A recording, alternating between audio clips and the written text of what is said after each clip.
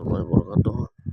Alhamdulillahirabbil alamin wassalatu wassalamu ala asyrofil anbiya'i wal mursalin sayyidina wa nabiyina Muhammadin wa ala alihi washabbihi wa barik wasallam. Amma ba'd.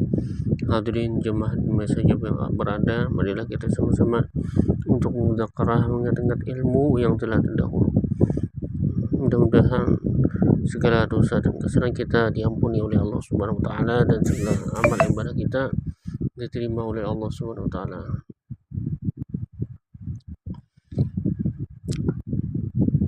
Yaitu kita mengulang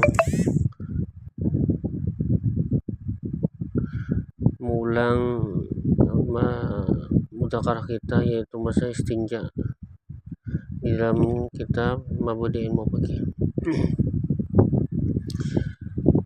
Istinja itu ialah menghilangkan najis yang keluar daripada kubul di hadapan atau dubur di belakang. Maka dia dua bahagi cara beristinjanya. Yang pertama, istinja dengan air, maka syaratnya itu seperti syarat menghilangkan najis tersebut. Jadi harus hilang baunya, warnanya, rasanya. Nah, itu harus hilang kalau istinja dengan air. Jadi istinja dengan air syaratnya itu seperti syarat menghilangkan najis tersebut. Yang kedua, istinja dengan batu atau seumpamanya.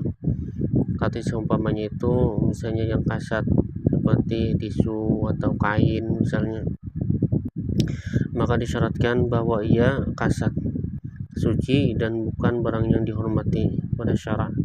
Dan disyaratkan pula bahwa yang diistinjai itu belum kering, dan lagi diwajibkan ada tiga kali sapu. Jadi boleh beristinja dengan batu. Makanya dulu itu guru-guru menyampaikan kalau mau mengikuti sunnah Rasulullah sekali barang pakai batu. Jadi pakai batu dulu kita beristinja, baru pakai air. Nah, supaya apa? Menghidupkan sunnahnya Rasulullah pakai batu.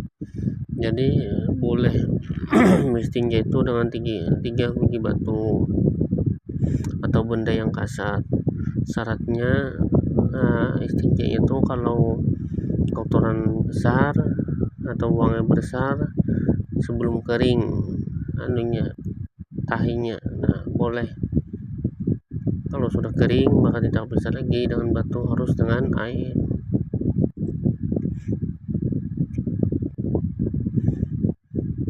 Adapun yang afdalnya itu lebih dahulu istinja dengan batu kemudian dengan air. Nah, lebih afdalnya kalau mengikuti sunnah Rasulullah.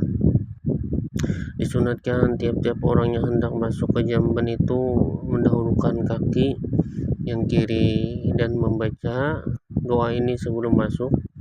Bismillah, Allahumma a'udzubika min khubuthi wal khaba'is. Dengan nama Allah, ya Allah, sesungguhnya aku berlindung dengan engkau daripada godaan syaitan laki-laki dan syaitan perempuan. Jadi sunnahnya begitu, masuk kaki kiri. Jadi membaca doanya itu di depan WC, jangan di dalam WC. Kalau di dalam WC, nah itu melanggar sunnah dan berdosa.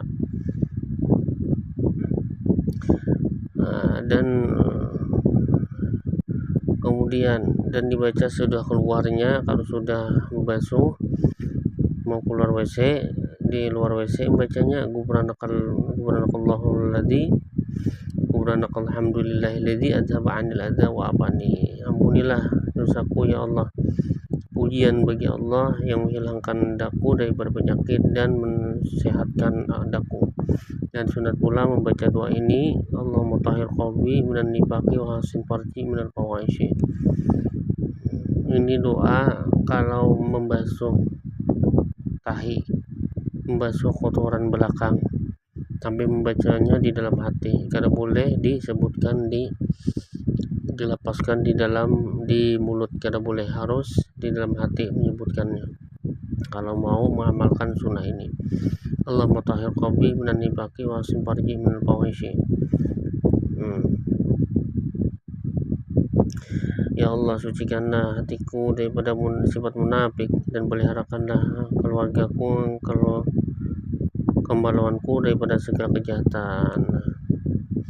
Bajana yang diharuskan memakainya ialah yang terbikin daripada tanah, kayu, batu, besi, dan sebagainya yang lain daripada emas dan perak. Maka bejana yang dibikin daripada benda yang di dua macam itu diharamkan memakainya. Kalau misalnya embernya terbuat dari emas dan perak, haram hukumnya. Kada boleh di dalam masih ada emas dan perak, embernya atau gayungnya diharamkan. Baik pun laki-laki atau perempuan, sama ada dipakai tempat air atau lainnya. Jadi kada boleh tempat air atau gayungnya itu terbuat emas dan perak, haram hukumnya. Kecuali karena mudarat, maka haruslah memakainya. Mudarat artinya kada ada lagi, bisa gayung, bisa ember tidak terbuat dari emas, maka ada emas dan peraknya, maka boleh memakai itu kalau ada mudarat. Dan demikian pula diharamkan memakai bejana yang bersapu dengan emas atau perak. Jadi ember biasa tapi luarnya emas atau perak, maka haram juga memakai benda itu. Nah, nanti kita bahas lagi masalah bersikat gigi atau bersiwak. Itu daripada sunat wudu, kan nanti kita bahas dia akan datang. Mungkin sampai sini saja yang bisa saya sampaikan. Mohon kalau ada kesalahan. Subhanallah bihamdihi, subhanallah bihamdika, asyhadu an la ilaha illa anta, astaghfiruka wa atubu ilaik. Assalamualaikum warahmatullahi wabarakatuh.